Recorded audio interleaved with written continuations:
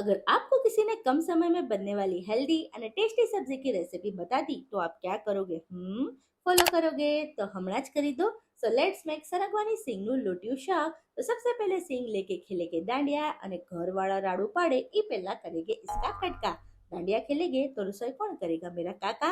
अभी कुकर में तेल उछल कूद वाले मसाले અને पानी डाल के एकदम हड़हड़ता वघार करेंगे અને मसालों में धाना जीरू लाल मिर्च नमक डाल के एक मुफाड़ा आते ही सिंग डाल के कुकर की मात्र 2 विसल बजाएंगे.